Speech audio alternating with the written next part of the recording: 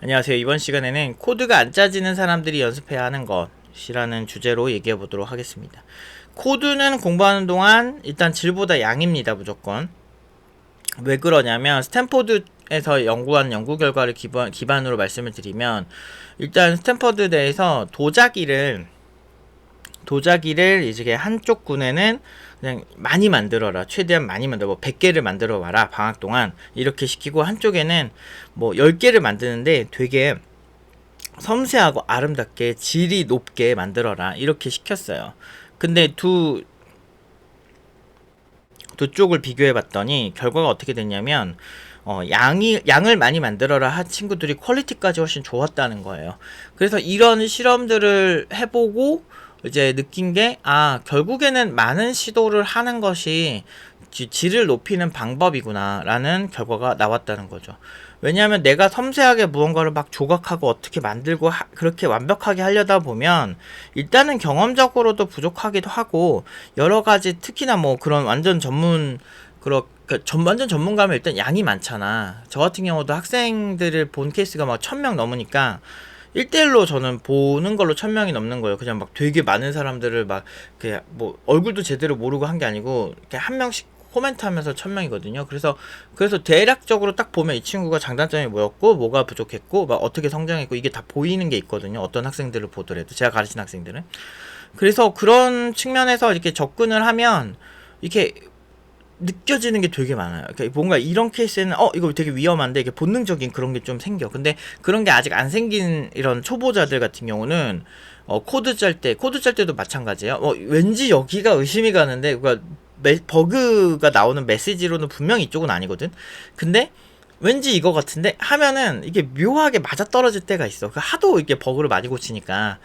그래서 많이 하는 게 확실히 그 동물적인 감각이 만들어지는데, 근데 이제 어느 정도 무언가를 깊게 해보지 않은 초보자들이 쉽게 문제가 생기는 게, 이 시장에 좀 문제가 있어요. 질보다는 확실히 양인데, 그 양적인 측면에서 이제 많이 하는 거는 마치 되게 허접하고 잘못되고 문제가 있는 것처럼 약간 그 공부하는 사람들을 몰아가는 게 있어요. 제가 연봉 8천으로 가서 지금 거의 1억 가까이 된 한 친구 얘기를 좀 하면, 그 친구 같은 경우는 진짜 엄청난 열정이 있었어요. 그런데 엄청난 열정이 있던 그런 친구였는데, 그 친구가 문제가 뭐냐면, 그 친구는 왜 못하는지 도저히 모르겠는 거예요. 되게 제가 가르칠 때 되게 잘했거든요. 그래가지고 얘 너무 잘하는데 왜 얘가 장애가 생겼지? 그랬더니 이전에 본 자료들의 형질을 찾아보니까 다 퀄리티 또는 소스, 그 플랫폼 개발을 뭐 대충이라도 일단 해서 돌아가기만 하면 일단은 돼요. 제가 개발업계 31년 있잖아요. 그리고 프로로는 21년 동안 제가 하고 있잖아요. 근데 제가 본 입장에서 IT 업계에서 돌아가는 거 못하고 쓸데없는 걸 집착하는 사람 되게 많아요. 그러니까 그 플랫폼에 대한 돌아가는 원리도 모르고 나는 이 플랫폼만 할 거야, 그렇게 질에 집착하는 사람들이 그렇게 많다고요. 근데 그런 사람들이 유연하게 다른 개발을 잘하냐, 설계를 잘하냐라고 봤을 때, 다른 기술에 대해서 되게 배타적인 그런 스탠스를 취하는 경우가 많아요. 사람이 습관대로 가는 겁니다. 내가 이것만 바라본다고 하면 이게 완전 완벽하다고 보이게 되는 거죠. 그러면서 외골수가 되는 경우 되게 많거든요. 얘기해보면 좀 답답해요. 그런데 사실 그러면 안 되거든. 이게 더 큰 세계로 가야 돼. 우리는 왜냐면 지금 플랫폼들이 굉장히 거대해지고 있어요. 그리고 이제는 뭐 예를 들어서 맵을 하나 만들어도 구글 맵 API, 네이버 맵 API 이런 거 안 쓰고 만들기가 되게 힘든 시대가 되어버렸잖아요. 그러니까 이제는 플랫폼 거대화, 그리고 클라우드, 이렇게 초연결 사회자. 그러니까 이렇게 클라우드 기반의 어떤 나를 도와주는 무언가가 없으면 개발 안 돼. 근데 이거는 대기업도 마찬가지예요. 그렇기 때문에 많이 접해보는 게 되게 중요하다는 거죠. 심지어 질도 높아져요. 그래서 팀노바에서도 일단은 많이 짜봐라. 그 8천대 그 친구 같은 경우도 초반에 그런 거 집착하는 거 끊어버렸어요. 이렇게 여기 소스 최적화 이런 거는 일단은 초보 때 보면 안 된다. 왜냐면 자꾸 질 중심으로 갈 수밖에 없다. 양 중심으로 가야 되는데. 그래서 이제 팀노바 같은 경우는 일주일 동안 그 코칭해주는, 그 언제든 가서 질문할 수 있는 그 분이 있어요. 한 6일 정도는 저희가 최소 이렇게 지원을 하거든요. 그 파트장님들이 있는데, 그래 언제든지 보통 아침부터 저녁까지 언제든 비대면이든 대면이든 가서 질문할 수 있습니다. 코칭도 다 해주시고 많이 도와주세요. 그래서 언제든 도와줄 수 있게 항상 저희가 시스템을 만들어 놨거든요. 그래서 많이 가라. 그리고 과제 검사도 한 번 받지 말고 좀, 좀 뭔가 아리까리하면 한 번 받고, 그 다음에 또 살짝 고쳐서 한 번 더 잘 됐는지 한 번 또 가고. 그래서 자주 가라. 우리가 왜 파트장님들을 그렇게 배치를 해놓는데요. 다들 고급 인력들인데 굳이 그렇게 괜히 그렇게 쓰는 게 아니에요. 그러니까 항상 도와주고, 근데 많이 받는 친구들이 확실히 잘해요. 진짜 신기해요. 왜냐면 피드백을 받으면 내가 뭔가 고쳐야 된다라는 그 목표가 되게 뚜렷해지거든.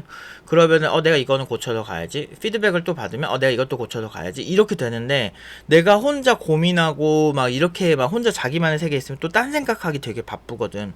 이게 집중력이란 게 좀 그래요. 그래서 이게 게임처럼 내가 그냥 즐기고 말면 되는 게 아니고, 우리는 프로 중에 또 고연봉 받는 프로가 되고 싶은 거잖아. 그런 입장에서의 접근을 할 때는 이런 피드백을 되게 많이 받을수록 내가 목표가 되게 명확해져서 양으로 승부하는 것 같아도 꽤 괜찮아요. 그러니까 완전히 완벽하게 코드 짤 수가 없어. 왜냐하면 여러분들 자료 구조나 이런 거 학교 다닐 때 수업을 전공자들 많이 듣거든요. 근데 이제 예를 들면 그 교수님들이 정렬 알고리즘을 가르친다. 그러면 되게 웃긴 건 그 정렬 알고리즘이 그 교수가 짠 게 아니야. 대부분은. 그러면 외국의 그 어딘가 되게 똑똑한 그런 대학에선가 뭐 연구소에서 어디 누가 연구를 해놓은 거야.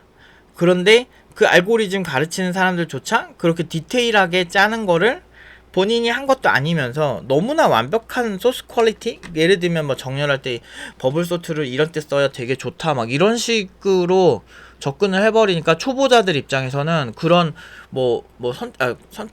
예를 들면 그러니까 버블 소트를 내가 만약에 한다고 했을 때 진짜 저 정도로 정렬이 완벽해야만 내가 이거를 짤 수 있구나 이렇게 생각할 수밖에 없어요. 그리고 가르치는 사람들도 되게 쓸데없는 그 퀄리티에 집착하는 경우가 있어요. 완전 초보잖아. 우리 어린아이 미술 가르칠 때 그냥 크레파스 주고 막 그려봐 이렇게 하다가 이 친구가 생각보다 재능이 있네?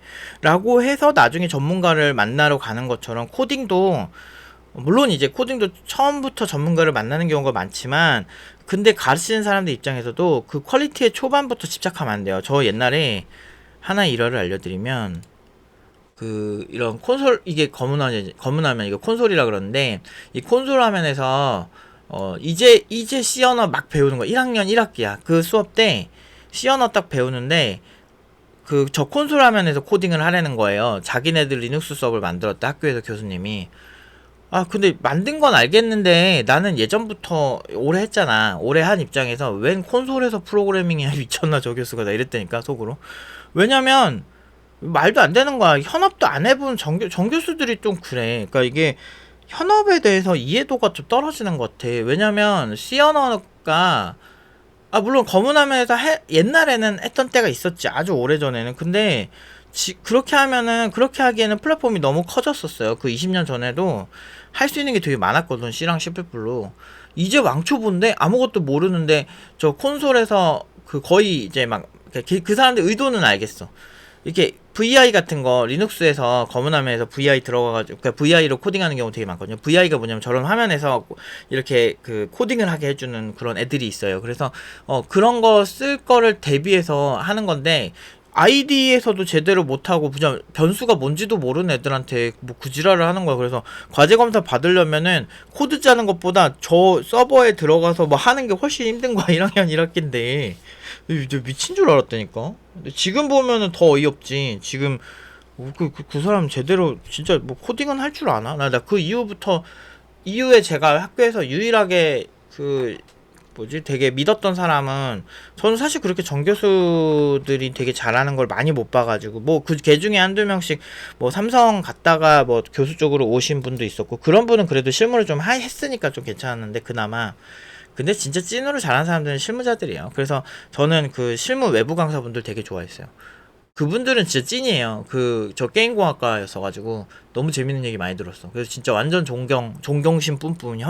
현업자들이 훨씬 잘해요. 솔직히 말하면 그래. 이게 교수님들이 그런 어떤 공부를 되게 많이 해서 이론적인 거는 좋을 수 있죠. 근데 자기 직업이잖아. 그거 맨날 논문 보고 이런 게. 저도 학생들 가르치는 게 맨날 직업이니까 학생들에 대해서 빠삭한 것처럼 이게 그런 이론도 뭐 그런 또 이론적인 그런 걸 하는 분도 있겠지만 제가 본 정교수님들에서 실무 쪽에서 그냥 실무자들보다 잘하는 경우 못 봤어요. 한 번도. 압도적인 차이가 있어. 게임 쪽은 그게 유난히 심하고 그래서 제가 이런 얘기가 이제 일반 사람들이 봤을 때는 굉장히 되게 어디서 감히 대학에 건의해 너 따위 그 노프 팀장이 도전해 막 이러는데 근데 제가 그때 그 교수보다 더 길게 개발을 하지 않았을까라고 할 정도로 좀 되게 그러니까 좀 아쉬운 부분들이 좀 있었어요. 막 되게 수업 중에 무슨 이런 것도 있어. 정교수야 이 사람이. 근데 정교수라고 다 잘하는 게 아니에요.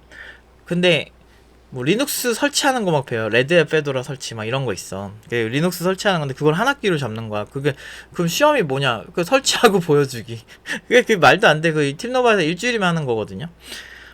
근데 막 쓸데없는 걸로 막 이렇게 만들어서 시간 낭비하고 이거 진짜 많아. 그래서 나는 일론 머스크가 그래서 대학을 졸라게 까는 거예요. 진짜 인생은 실전이야. 되게 바보같이 양을 많이 해야 된다고.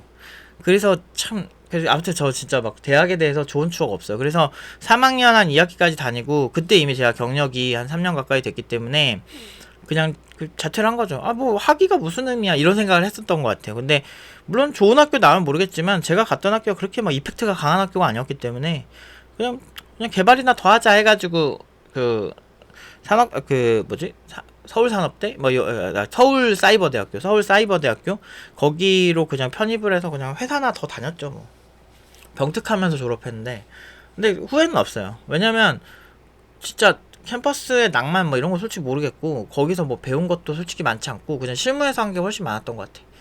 그래서 제가 근데 왜 어느 순간부터 되게 잘해졌거든요. 그러니까 그 되게 잘해진 게 진짜 남들 퇴근할 때 새벽 6시에 막 하고 6시까지 하고 5시까지 하고 이럴 때 진짜 많이 늘긴 늘었던 것 같아요. 스트레스 진짜 많이 받았고 비타민C 메가도스를 그때 알았다면 그 좀 비타민C라도 많이 먹으면서 활성산소를 좀 없애면서 했을 텐데 어렸을 땐 그걸 몰라가지고 또 고생 많이 했죠. 그리고 이제 두 번째는 이제 일단 어쨌든 질보단 양으로 승부하셔야 됩니다. 그래서 무식하게 많이 짜세요. 또 내가 최적화된 코드 짜려가지 마세요. 이러다가 망한 친구가 너무 많아. 팀노바에서도 많아요. 이거에 대해서만 해도 진짜 몇 시간을 떠들 수 있을 정도로 마지막 한 사례만 하나 더 얘기하자면 어떤 애가 코드를 갖고 와서 팀장님 다른 친구들은 막 코드가 잘 짜지는데 저만 너무 코드가 안 짜진다고 이러면서 코드를 갖고 왔다? 근데 너무 깔끔하고 너무 예쁜 거야. 코드가 그렇게 예쁠 수가 없어. 그래서 이렇게 봤어. 코드 너무 예쁜데? 근데 보통 이렇게 예뻐질 수가 없는데? 네 그랬죠. 왜냐면 내가 작업하고 있는데 코드가 그렇게 예쁘게 힘들거든요. 왜냐면은 정신없잖아. 이거 짰다가 수정했다가 막 이러니까. 그래서 내가 걔한테 그랬어. 너 내가 짜라는 대로 안 짜고 너 혹시 뭐 오픈소스 이런 거 참고했니? 왜냐면 스타일이 오픈소스 스타일이었어. 그래가지고 맞대. 그래서 문제라고. 그러니까 왜냐면 말을 존나게 안 들었어요. 옛날 사람들은 진짜 1기, 2기, 3기 이런 때는 헬조선이었어 진짜 팀노바가. 그러니까 오픈소스 같은 거를 네가 참고하기에는 그게 아니다. 왜냐면 그 사람들은 되게 삽질하는 시간이 되게 길고 양이 일단 많은 상태에서 그 다음에 합리적 선택을 한 거지. 지금 완전 왕초보가 코드도 안 짜지고 그런 입장에서는 일단은 완전히 그냥 내가 어느 시스템에 적응하는 기간이 필요하다. 그땐 양이 필요한데 그런 기간을 안 거치고 어떤 내가 가르쳐준 대로 안 하고 오픈소스만 참고하고 너무나 완벽한 거를 처음부터 욕심을 낸 거지. 그렇게 되면 진짜 안 짜진다. 그래서 이 친구 나중에 그나마 고쳤던 게 무식하게 짜기 이걸로 고쳤거든요. 그래서 되게 중요해요. 이거 안 해보시 이게 팀노바에서는 과학적으로 그렇게 이런 뇌과학적으로 그렇게 하게끔 설계를 다 해놔가지고 일단은 좀 힘들죠. 사실 쉬운 건 없어요. 코딩은 무조건 어려워요. 그래서 어려운데 상대적으로 빠르게 성장을 하게끔 해놓은 거죠. 어쩔 수가 없어요. 이런 게. 그리고 기분이 좋아지기를 기다리지 말기가 뭐냐면 기분이 좋아지거나 컨디션이 좋아지면 코드를 짜겠다 뭐 이런 거 내가 지금 컨디션이 오늘 안 좋아서 코드 안 짜겠다 이런 거는 조금 되게 위험하다고 많이 얘기를 해요. 일단 양으로 그냥 허접하지만 그냥 양으로 오늘 대충이라도 한번 짜보자 이런 식으로 횟수를 자꾸 늘려주는 게 되게 중요하다. 그게 습관이 되고 그런 어떤 한 패턴으로 가거든요. 그래서 뭐 예를 들면 우리가 아침에 일어나자마자 쇼츠 같은 거 보면 점점 이렇게 도파민이 많이 이렇게 소비가 되면서 도파민이 부족해지고 우울해져요. 왜냐면 도파민이 항상성이 있기 때문에 여기서 되게 즐거운 경험이 많으면 자극적인 걸 보고 그러면 반대로는 이제 우울하게 해서 이걸 도파민 균형을 맞추거든요. 그래서 기분이 더러워질 수밖에 없죠. 여행 갔을 때도 막 되게 기분이 좋았다가 여행 오는 날 보면 조금 되게 이렇게 시무룩하잖아요. 그런 게 다 비슷한 거죠. 그리고 그렇기 때문에 일단은 양으로 승부하려면 이제 대충 짜자. 그리고 일단 코드와 관련된 작업은 아무거나 시작하자. 그러니까 무작정 뛰어들면서 배우는 게 굉장히 중요하다라는 거 다 같은 얘기예요. 따지고 보면 무작정 뛰어들면서 그냥 오늘 뭐 대단한 거 짜려고 하면은 진짜 안 돼요. 그래서 내가 오늘 주석이라도 한번 짜볼까 한번 정리하면서 막 구조를 아니면 변수명이라도 한번 최적화를 해볼까 막 이런 식도 괜찮고, 아니면 다음 전개돼야 될 걸 만들어 볼까, 아니면 UI 작업만이라도 좀 해볼까. 이렇게 오늘 너무 좀 아니다 싶을 때도 뭔가 이렇게 깨작깨작 이렇게 여기서 좀 이렇게 사부작 뭔가를 하는 게 훨씬 더 좋다. 그러니까 가능하면은 그거에 집중하는 시간들을 많이 늘려놓는 게 되게 중요하다. 이 얘기를 하고 싶었습니다. 그래서 이거 외적으로 그 다음에 이제 집중이 안 되는 그런 거에 대해서 다음 영상에서 한번 얘기해 보도록 하겠습니다. 오늘 여기까지 하도록 하겠습니다.